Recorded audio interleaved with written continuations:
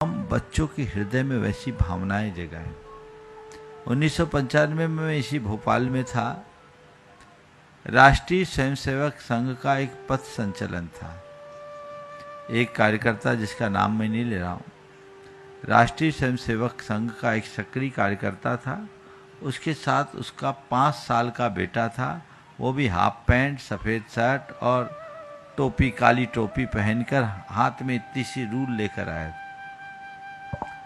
मैंने जब उसके पिता से पूछा तो बोला, महाराज जी मैं इसे राष्ट्र के लिए पाल रहा हूँ, मेरी इच्छा है कि मैं इसे राष्ट्र को समर्पित कर दूँ।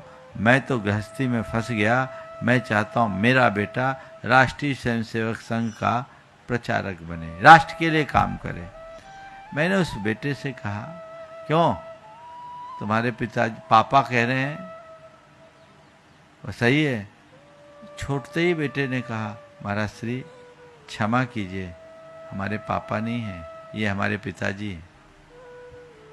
5 साल के बच्चे, मैं चौक मंदिर में था, ये हमारे पापा नहीं पिताजी हैं। मैंने कहा ठीक है, तुम्हारे पिताजी कह रहे हैं कि तुम्हें प्रचारक बनाएंगे, कभी तुम्हारे पिताजी भी ऐसे कहते थे, उनने शादी कर ली, तुम भी कर लोगे क्या? अरे महाराज जी क्षमा कीजिए, मेरे पिताजी की शादी नहीं हुई, शादी में तो बर्बादी है, मेरे पिताजी का विवाह हुआ है। 5 साल का बच्चा।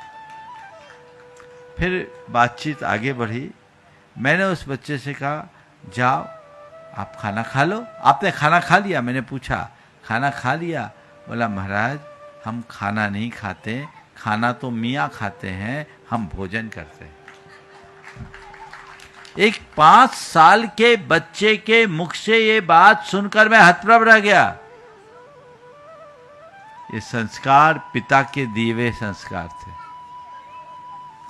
ऐसे संस्कार यदि बच्चों में घोंट घोंट के भर दे तो बच्चे आपसे विमुख कभी नहीं जाएंगे। इसलिए मैं पुनः दोहराता हूं, बच्चों को धर्म सिखाने की जगह बच्चों में धर्म जगाने का उपक्रम कीजिए। जब धर्म जगेगा, जीवन बदलेगा।